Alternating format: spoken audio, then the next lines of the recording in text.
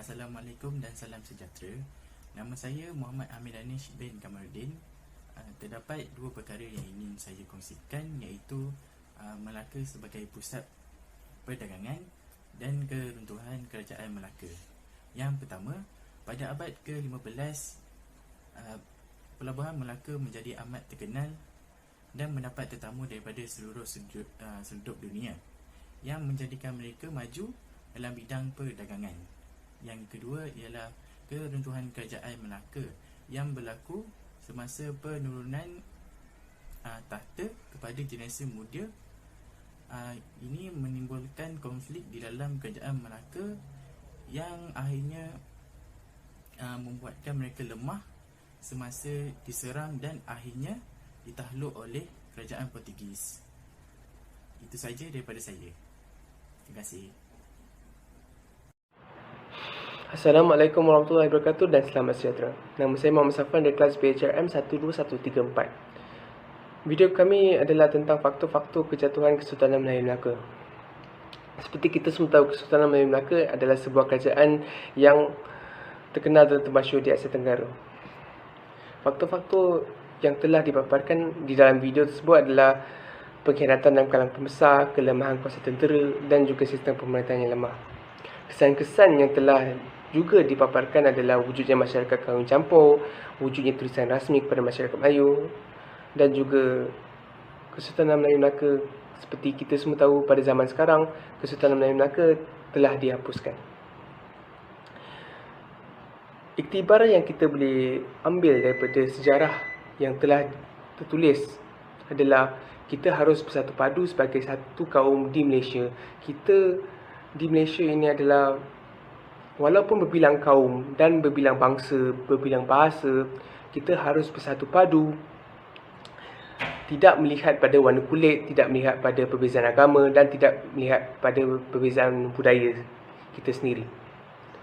Dan itulah salah satu iktibar-iktibar yang saya melihat sendiri dan saya boleh merangkapkan daripada video tersebut dan juga daripada sejarah yang tertulis.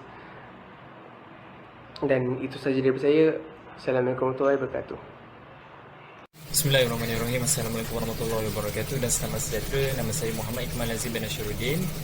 Berdasarkan video infografi yang telah kami hasilkan pada tempoh lalu bertajuk faktor-faktor yang menyebabkan kejatuhan Kesultanan Melayu Melaka, apa yang saya boleh simpulkan, video tersebut memberikan gambaran yang sangat jelas tentang bagaimana peristiwa-peristiwa yang telah berlaku ketika zaman kegemilangan sehingga zaman kejatuhan sebuah empire yang sangat besar, iaitu Kesultanan Melayu Melaka. Setiap kandungan yang diceritakan mempunyai sejarah dan pengajaran yang tersendiri. Tidak terfikir pada akal bagaimana sebuah empire yang sangat gagah dan sangat besar mampu dijatuhkan, dan akhirnya segala kesenian, sejarah, budaya serta khazanah yang ada ketika dahulu kini dilupakan. Begitu singkat masa sehingga pada hari ini kita sebagai rakyat Malaysia tidak nampak yang pada dahulunya kita adalah sebuah bangsa yang sangat hebat. Faktor kejatuhan ini bukanlah tanda sebuah empire itu sangat lemah, bahkan ini membuktikan tiada apa yang mampu kekal selamanya dengan izinnya. Apa yang kita boleh pelajari, segala perkara yang berlaku ketika zaman tersebut perlulah diambil iktibar dan sandaran agar tidak berlaku pada masa yang akan datang. Kini kita sebagai generasi yang baru yang digunakan akal dan fikiran untuk berfikir apakah cara yang terbaik agar dan memastikan kejatuhan-kejatuhan ataupun faktor-faktor yang menyebabkan kejatuhan pada zaman dahulu tidak berulang lagi pada skala yang lebih besar. Berfikir dan bertindak. Oleh itu, sebagai seorang pelajar, saya menyuruh kepada semua orang untuk terus memperjuangkan tanah air ini dalam segenap aspek, maupun sama ada dari segi ketenteraan, ekonomi maupun politik. Terima kasih, itu sahaja daripada saya. Assalamualaikum warahmatullahi wabarakatuh. Assalamualaikum warahmatullahi wabarakatuh. Saya Muhammad Iqbal bin Rafizan, nombor matrik 4210032441, dan tajuk video kami adalah faktor kejatuhan Kesultanan Melayu Melaka. Berdasarkan video yang telah kami hasilkan, saya boleh simpulkan bahawa Melaka merupakan kerajaan yang terkenal pada abad ke-14 sehingga 15, di mana Melaka merupakan pusat yang begitu strategik bagi pusat perdagangan di seluruh dunia pada masa itu. Tetapi oleh kerana terdapat kelemahan-kelemahan pemimpin pada masa itu, sebuah empayar yang besar telah lumpuh begitu saja. Oleh yang demikian, kita sebagai rakyat Malaysia haruslah mengambil iktibar atas kesilapan-kesilapan pemimpin yang terdahulu agar Malaysia pada hari ini tidak mengikut jejak Melaka pada waktu itu. Justru itu, saya berharap agar kita dapat bersatu teguh bagi menghapuskan segala rasuah dan sikap pilih kasih sayang yang jelas berlaku pada hari ini. Kerana kejadian seperti inilah yang akan menghapuskan keamanan sesebuah negara, khususnya pada hari ini. Terima kasih.